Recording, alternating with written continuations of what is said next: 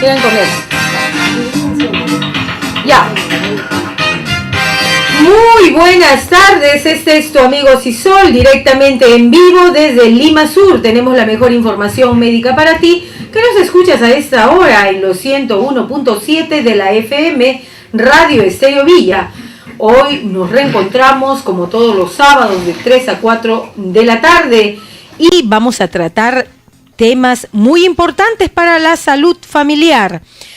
El primer tema tenemos cómo debe ser la alimentación de las mujeres embarazadas y el segundo punto es mi niño no quiere comer, ¿ahora qué hago?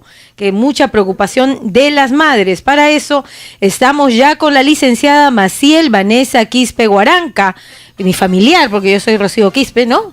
No Sí. somos familia, pero por ahí debemos tener alguna familiaridad. Muy buenas tardes, gracias por estar acá con nosotros aquí en Tu Amigo Sisol. Igual, muy buenas tardes, Rocío, muchas gracias por la invitación. Licenciada, ¿qué pasa? Es un gran problema esto cuando los niños no quieren comer y mucho se repite este tema de que no les gusta alimentarse. ¿Qué hacemos? ¿Qué hacen las madres? Es cierto lo que mencionas, Rocío, es verdad que es un dolor de cabeza para muchas madres, pero hay que ver que esto comienza desde la alimentación complementaria. Desde que empezamos a darle alimentos a partir de los 6 meses es donde empieza el niño a recibir determinadas comidas.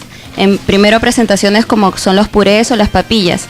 Más adelante, según nuestros hábitos alimentarios, es que él va a ir acomodando y amoldando estos nuevos alimentos en base a su nueva dieta. Pero hay que ver primero a qué se debe este problema. Pues, Rocío, quizás es algo orgánico, quizás hay algún problema al deglutir el alimento o un problema en la dentadura al momento de masticar, o quizás ya es un problema de conducta, que ya eso debe ser verificado por un especialista y conjuntamente trabajado con el nutricionista. Aló, muy buenas tardes, gracias por llamarnos. Adelante con su consulta. Aló, buenas tardes. Buenas tardes. Buenas tardes. Adelante con la consulta. Sí, doctora, yo quería hacer una consulta. Resulta que yo tengo 2 niñitos, uno de 6 años y una niñita de 10 años. Lo que pasa es que mi hijito de 10 años es de contextura delgada y lucho con él para que se alimente, para que coma. Y mi hijita de 10 años es gruesita y asimila muy rápido. Entonces, ¿qué consejo me puede dar en la alimentación? Porque tengo los dos extremos, ¿eh? Muy bien, está preocupada la mamá. Gracias por llamarnos. La doctora Lisette Maciel le va a contestar. Bueno, entonces tenemos que tener en cuenta que la contextura de cada persona es distinta, por más que seamos hermanos, eso es cierto. Hay que tener en cuenta qué cantidad y a qué hora se está consumiendo mi niño la comida. No nos asustemos, muchas veces estos problemas de que mi niño no come es mucho la percepción del papá, porque el papá o la mamá creen que mientras más coma mi hijo, más saludable va a ser. Es importante saber la calidad de la comida que le estoy presentando a mi niño, llevarlo periódicamente a evaluarlo, a ver cómo va ese peso, el crecimiento de la talla también, hacer exámenes de sangre también, porque es bueno saber si hay deficiencia de hierro o no, porque podría instalarse una anemia. En el caso del niño hay que tener en cuenta que tenga unas 5 comidas al día, muy aparte del desayuno, almuerzo y cena y sus colaciones de media mañana y media tarde. Y en el caso de su niña, de repente siempre promover más lo que es el ejercicio de actividad física para no caer en el problema de un sobrepeso o una obesidad a futuro. La oyente mencionó algo muy importante.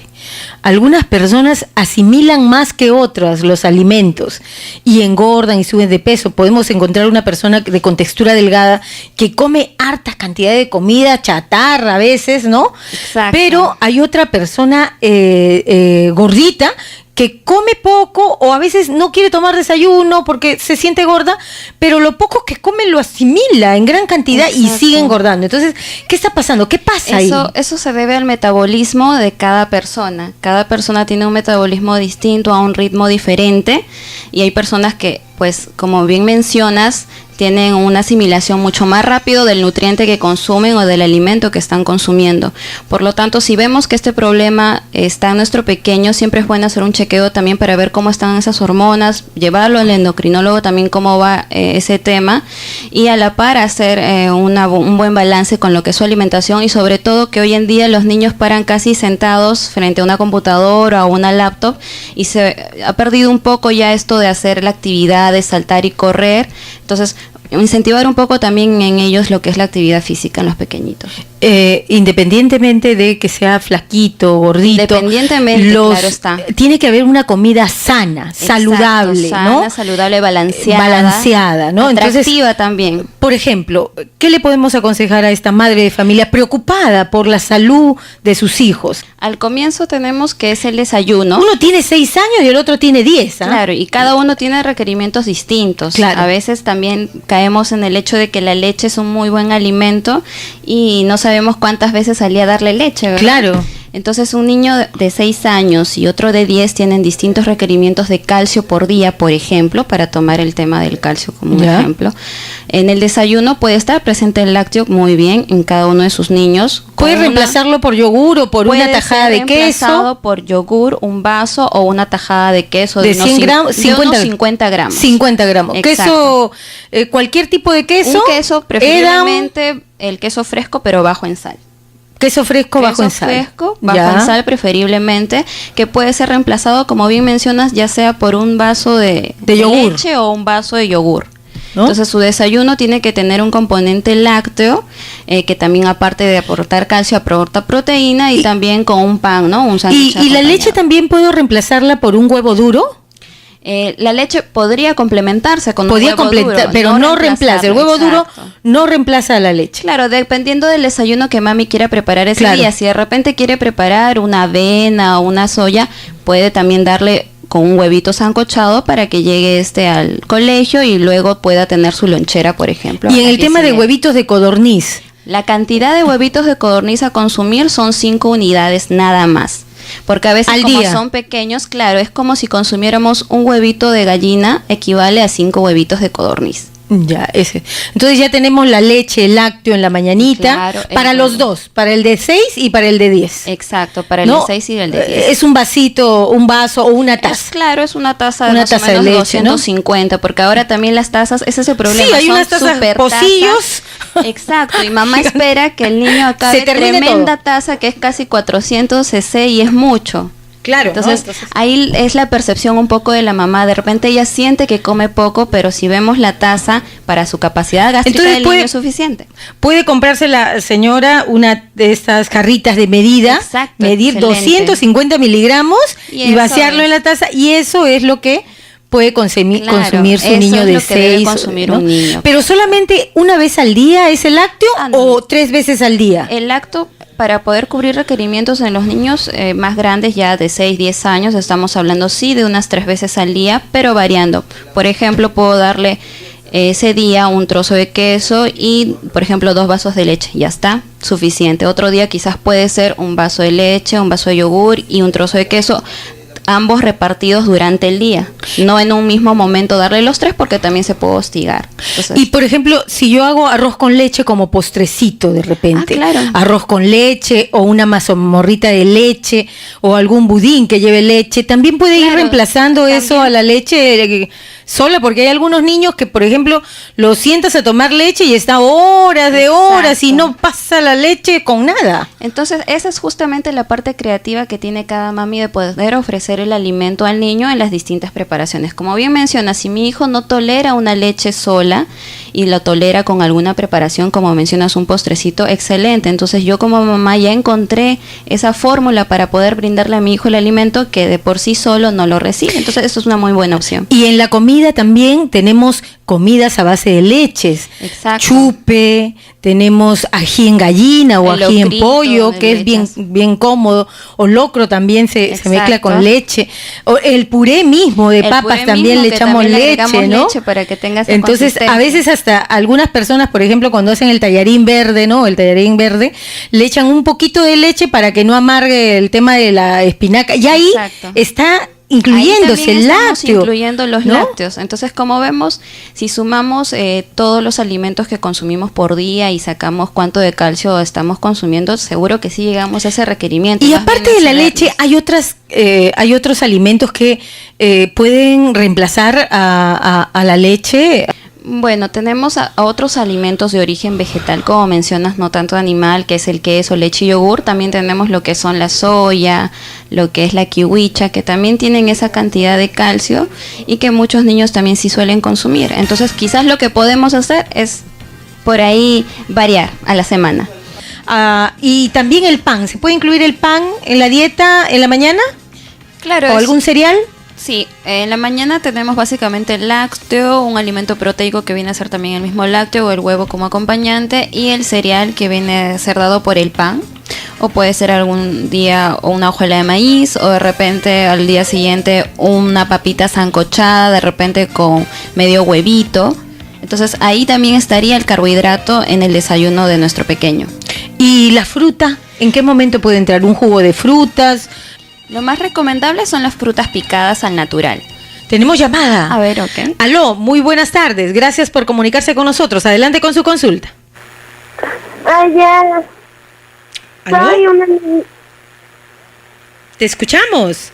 Hola. Ya, es que mi problema es que cuando me sirven comida yo tengo mucho apetito y quiero más. ¿Ya? ¿Qué edad tienes? Tengo 10 años. 10 años. Tú quieres comer más. A los 10 años ya empiezan a requerir más alimento, ¿no? ¿Y qué comes? Pues cuando me sirven así como arroz con pescado frito. Con las frituras, ¿ya? Uh-huh. Las frituras. ¿Y comes ensaladas? No tanto. No tanto. ¿No te gusta? No, no me gusta. No te gusta. Ya. ¿Y bebes agua? Un poco, porque no me gusta tanto el agua pura. ¿Te gustan los refrescos? Con azúcar. Sí. Ya, vamos a responderte por qué tienes más hambre, ¿no? ¿Qué está pasando? A ver, licenciada, ¿cuál podría ser la explicación para esta niña tan linda que nos ha llamado? Sí, este es el extremo, ¿no? A veces decimos, ¿qué hago? Mi niño no come, y otro extremo es, ¿qué hago? Mi niño come y no deja de comer. Lo que pasa es que debemos darle un tiempo a la comida, porque el tiempo de comer es un tiempo de placer, un tiempo de un gusto, por lo tanto no debe ser apurado. Muchas veces estos niños que tienden a repetir la comida es que comen tan rápido que no se dan el tiempo de masticar el bocado, entonces casi ya ni saborean la comida, sino se lo devoran. Entonces el tiempo promedio para poder terminar un plato que esté en la mesa es que no tiene que bajar de los 15 minutos, o sea, tienen que ser un almuerzo de 15, 20, 30 minutos. Y a veces hay niños que en 5 minutos ya no tienen nada en el plato, y es porque comen tan rápido, casi ni mastican las 20 veces mínimas que se debe masticar, o lo toman acompañado de un refresco que les gusta, entonces van comiendo bocado, van tomando y van pasando rápidamente ese bocado. Entonces lo que hay que hacer es educar. Si de repente mi niño come con el agua al costado, tratar de entonces de reducir la cantidad de agua, o poco a poco que él primero almuerce y después que tome el agua que quiera tomar, pasado unos 10 minutos. Esa podría ser una opción. Otra es también presentar primero siempre una ensalada. ¿Por qué siempre hacemos hincapié en una ensalada? Porque aporta las vitaminas que él requiere. Aunque haga frío ahora, también se debe dar al menos unas 3 veces a la semana la ensalada, porque lo ideal es que se dé diario, como una entrada. Y esta ensalada no tiene que tener pues esas cremas como mayonesa, mostaza, que le quitan el poder que tiene, aparte de tener fibras y vitaminas. Además que le ayuda a mi niño a masticar, porque las ensaladas son crujientes cuando son frescas. Estamos hablando de lo que son pepinos, tomates, lechuga. Y enseñarle a comer pausados. ¿Qué porción? Una porción para un niño es un plato chico. Ese plato pequeñito en donde... De dulcera. Exacto, es un ¿no? plato chiquitito nada más. Ya para un adulto sí es un plato mediano, ¿no? Y ir acompañando... intercalando con distintos colores, que sea verde, amarillo, ¿sancochada rojo, o cruda? Y lo preferible es siempre las crudas, pero también tenemos las que son ligeramente al vapor. Beterraga, ¿no? por Algunas ejemplo. sancochadas, exacto. Entonces a la semana puedo tener de repente 3 verduras frescas como ensaladas, y las otras del resto de la semana pueden ser las sancochadas. La ensalada puedo reemplazarla, póngase, por un choclo con queso, puedo reemplazarla por una fruta antes para que el estómago se llene y no tenga más hambre la niña? Lo que pasa una es que manzana, una pera antes. Preferiblemente es darle las verduras o la ensalada de verduras, y la fruta podría ser una colación de media tarde, porque la fruta, comparándonos con las verduras, también tiene la cantidad de fibra y la cantidad de vitaminas que tiene esta, pero aparte la fruta tiene su propio azúcar, la fructuosa, que es dulcecita, que le da ese sabor tan rico. Entonces prefiero enseñarle a comer la ensalada poco a poco, porque como nos llamó la niña, quizás no ha tenido la costumbre de comer ensalada desde muy pequeñita, es por eso que ahora se le hace ya un poco tedioso, pero hay que empezar poco a poco en pequeñas cantidades. Quizás no comerá el ideal que debería comer, pero poco a poco ese consumo va a ir aumentando, y sobre todo el ejemplo, porque si mamá y papá no comen ensaladas delante mío, tengan por hecho que ese niño tampoco lo va a hacer, porque va a decir, si mis padres no comen, ¿yo cómo los voy a comer? Entonces, y el choclito, el choclo también. El choclo podría ser parte de una ensalada. Parte de la ensalada, porque el choclo es dulcecito, y a veces por ahí podemos ir ingresando las ensaladas, ¿no? Choclo de granadita, ¿no? De granadito sancochadito, con un poquito de queso, una lechuguita encima, y que poco a poco vaya comiendo. Sí. Lo que tenemos que hacer ahí siempre es que deben haber de 5 a 6 comidas al día. ¿Ya? No son comidas súper abundantes. Nunca olvidemos las 3 principales: desayuno, almuerzo y cena. Y las 2 o 3 colaciones que pueda tener. Ella tiene 10 años, por lo tanto va al colegio, entonces tiene que desayunar, sí, levantarse, desayunar, ir al colegio y llevar una lonchera, lo que hoy en día quizás por falta de tiempo, por practicidad, muchas mamitas a veces no lo suelen hacer, o muchos niños ya no quieren llevar lonchera porque simplemente quieren propina y comprar algo en el kiosco. Pero hay que darnos un poco de tiempo de preparar una lonchera, que no tiene que ser necesariamente abundante, tiene que tener lo que el niño requiere para ese tiempo, media hora que tiene de recreo, que es un agua, que es el líquido, y es una fruta. Ahí puede llevar la fruta y llevar de repente un sanguchito, o otro día puede, en vez del sanguchito, llevarse un yogur, su fruta y su agua. El agua es para que se hidrate, y preferiblemente mandar en las loncheras el agua sin azúcar. No le gusta, dice. Vamos a tener que bajarle entonces la cantidad de azúcar que le está poniendo la mamá, como limonadita o manzanilla. Exacto, de repente una manzanita, una limonadita, una agüita de naranja, pero bajando un poquito lo que es la cantidad de azúcar. Si yo le echaba, digamos, 2 cucharadas o 2 cucharaditas, entonces lo voy reduciendo la mamá poco a poco hasta que ella sienta que no se lo quito de golpe, sino de manera gradual. El plato de segundo de una niña de 10 años, ¿cómo debe ser? ¿Grande, chiquito, mediano? No, ya tiene que ser un plato mediano, grande, ¿no? Ajá, de mediano a grande, distribuyendo en el plato la cantidad de arroz, y en este caso hizo menestra, que haya siempre más menestra en el plato que arroz, porque a veces la proporción es importante y damos más arroz y poca menestra, y la menestra también es muy buena, tiene tantas proteínas y nutrientes que él necesita para su desarrollo. Por lo tanto, más menestra en el plato, en el caso que sea una menestra, menor cantidad de arroz y algo proteico, que puede haber un pollito encima. Y puede haber, pero fritura le gusta. Eso es lo malo. Ahí está. Les encanta la Eso fritura. es lo malo, las frituras. Si es que le sirvió la porción adecuada, tratar de que no repita en tal caso la fritura. Y la fritura sí se le puede dar a un niño, claro que sí se le puede dar un pescado frito, por ejemplo, una vez a la semana, pero también enseñarle que hay otras presentaciones con la misma carne. En este caso el pescado también puede ser un pescado sudado, y de repente la fritura le encanta tanto porque desde pequeñita siempre lo ha consumido. Claro, entonces acá hacemos hincapié de que formemos buenos hábitos en nuestros pequeños desde que le estamos dando la alimentación complementaria, que es muy importante. Desde ahí, si nosotros les enseñamos a consumir bastante azúcar y bastante sal, tengamos por hecho que de grandes ellos van a seguir con esas ganas de querer comer cosas dulces o muy saladas o cosas fritas. Por lo tanto, la responsabilidad que tienen los padres es desde que son muy pequeñitos sus hijitos. Y la mamá puede ir bajándole el grado de sal, exacto, bajando el grado de azúcar, poco a poco, tampoco quitarle de completo. No. Si le quitamos de completo, vamos a tener el problema de que ya no va a querer comer, y como mencionábamos, que la comida se vuelve una tortura cuando no debería ser así. Claro, debe ser lo un más placer, agradable, ¿no? placentero. Claro, y ella, 10 años, está bien preocupada también, ¿no? Sí, porque expresa la preocupación de la mamá y la absorbe la preocupación. Entonces, la comida ya no le está resultando tan satisfactoria, ¿no? A media mañana, a media tarde también puede comerse una fruta o un lonche. Sí, como ella es una niña de 10 años, puede tomar su lonche temprano a las 5 de la tarde, por ejemplo, para que su cena sea más o menos 7:30 más tardar, ¿no? Y en la cena, 7:30. ¿Y en la cena debe comer necesariamente un plato de segundo? ¿Qué puedes poner en la cena? En la cena nosotros ponemos para los niños de 10 años, también porque están en crecimiento, en desarrollo, sí ponemos una cena, un plato de segundo.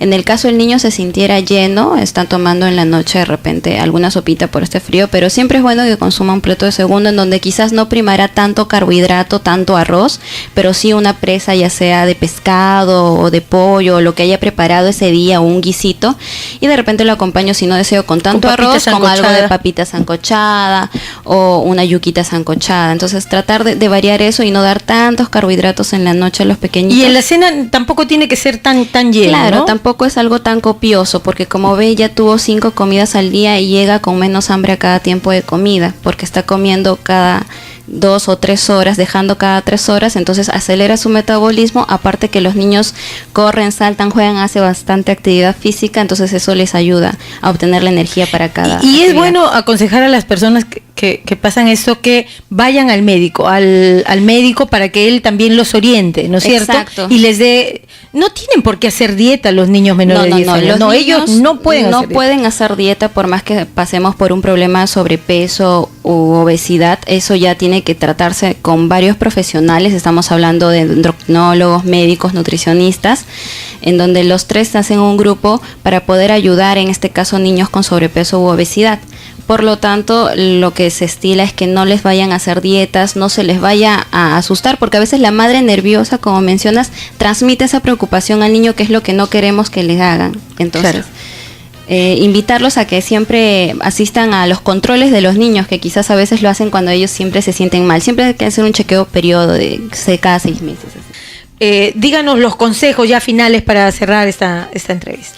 Bueno, los consejos a tener en cuenta para los papitos y las mamitas es que debemos tener horarios fijos para la alimentación de nuestros pequeños. No podemos estar teniendo horarios demasiado separados. Digamos, hoy día almorzó al mediodía y mañana almuerza a las 2, 3 de la tarde. Los horarios ya deben estar establecidos para su alimentación. Debe haber un sitio ya destinado para la alimentación y tratar que no hayan tantos distractores como la tele prendida, sino al contrario, fomentar la conversación, porque es la hora de encuentro familiar. La cantidad que les servimos debe ser la adecuada, no hay que excedernos, no debemos servir un montón en el plato a nuestros pequeños, sino de acuerdo a la edad que estos tienen. Porque un niño de 2 años no va a comer igual que un niño de 10 años, por ejemplo. Hay que tener en cuenta también que cuando tienen 1 año y medio, 2 años, están aprendiendo ya pues a socializarse, corren más, juegan más. Por lo tanto, la alimentación que tenían cuando eran bebés de 10 meses es diferente, y a veces los papás se asustan porque comían más cuando era más bebé y ahora que es grande come menos. Pero no hay que asustarnos, no hay que castigarlos, porque es lo peor que podemos hacer, castigar al niño por no comer. Le creamos un trauma o un miedo a la alimentación y desde ahí empiezan a consumir menos comida. Vamos a tratar también de evitar dar la comida como un premio. O, por ejemplo, si hiciste tal cosa, ya vas a comer tu postre, o como te has portado mal, tienes que terminarte toda la espinaca o cosas por el estilo.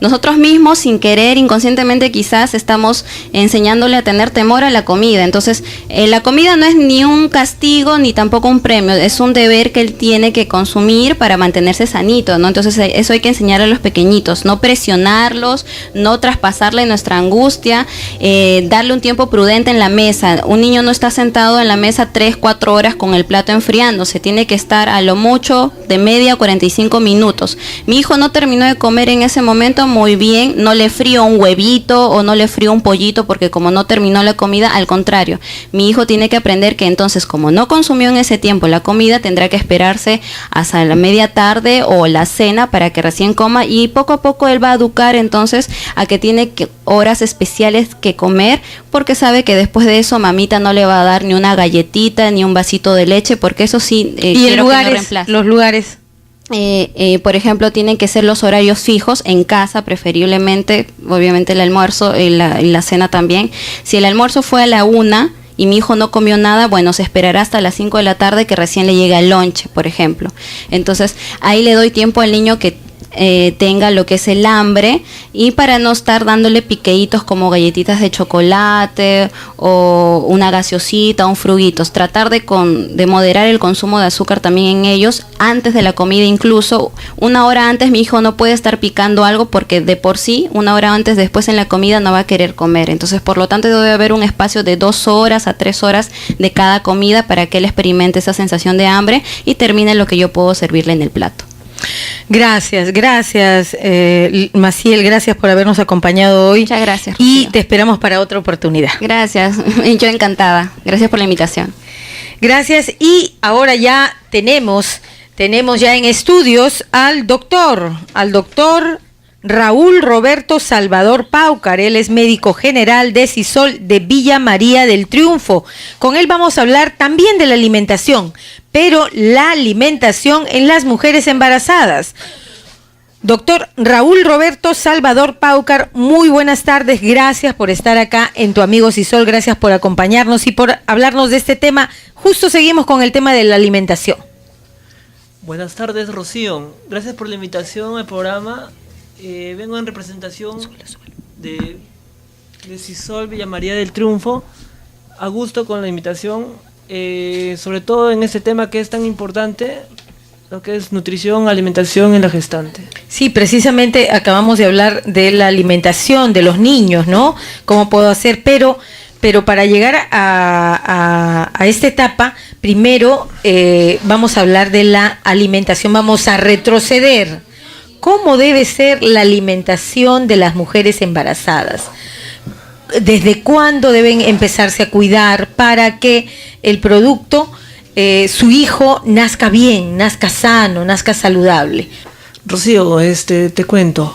Normalmente cuando una mujer sale embarazada, lo que sucede es que se prepara para fabricar más células de las que fabricaba antes, ¿no? Entonces, esta fisiología que cambia para poder crear a otro organismo necesita de un incremento de energía, incremento de nutrientes, el cual va a ocasionar que esta persona, esta gestante, vaya a subir en aproximada 8 a 12 kilos, dependiendo de que si ella tuviera bajo peso o un sobrepeso, que en la cual si fuera una persona que tiene sobrepeso, normalmente lo que debería subir es entre 6 a 12 kilos, y si es una persona con sobrepeso, estaría bien que suba entre 12 a 18 kilos.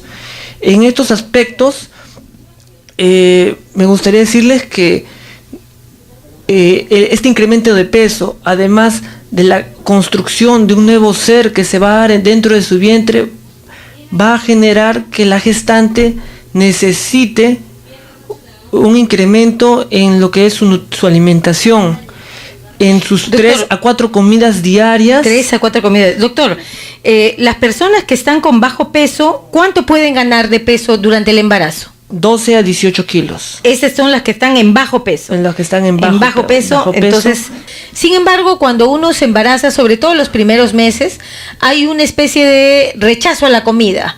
Todo les cae mal, hay vómitos, náuseas, y ahí es donde pierde más peso las mujeres.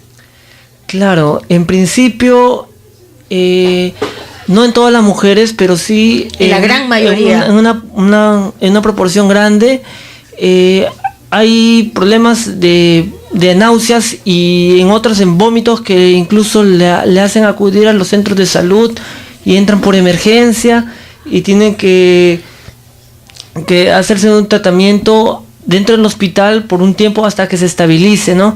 Entonces, en realidad es a demanda de la paciente, no se le puede exigir a que coma, porque a su vez, como está creciendo un nuevo ser dentro del organismo de la madre, hay un nuevo ser que está ocupando volumen dentro del vientre, y no se comporta, mejor dicho, de una forma en el cual en su expansión va presionando estructuras, intestinos, estómago, va empujando los órganos, y lo cual ocasiona estreñimiento, en otras ocasiones el incremento de gases, el incremento de las náuseas y los vómitos. ¿No? La comida ya no pasa como debería suceder.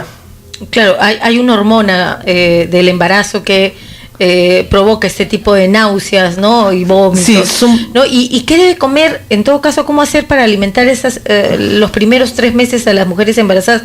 Claro, desde los chequeos, de su primer control se recomienda, ¿no?, que además de pasar por ecografía y laboratorio, que pasen por nutrición, por psicología y sobre todo ellos son los principales. Claro, ellos son los principales. Ahí entonces, el nutricionista con las náuseas encima, ¿pueden los médicos darle alguna medicina para que se eviten las náuseas y ella pueda alimentarse? En realidad no está recomendado. No está recomendado. No está recomendado, Rocío. Es a tolerancia de la paciente. ¿No? Lo que sí se debe hacer hincapié es en el hecho de que una persona que está gestando todos los días debe ingerir una porción de proteínas de origen animal. Uh-huh. Una presa de pollo, un trozo de pescado, o puede ser también carne o de otros animales, ¿verdad? De todas maneras tiene que recibir un alimento. Sí. Y les dan suplementos vitamínicos también en esa etapa, porque muchas mujeres embarazadas tienen anemia. Claro. Se ha encontrado madres con anemia que a veces puede ser leve, moderada o severa, dependiendo del recuento de Matías, o mejor dicho, el recuento de la hemoglobina que ella tenga. Entonces, habría que primero evaluar cuál es su cantidad de hemoglobina para poder medicar.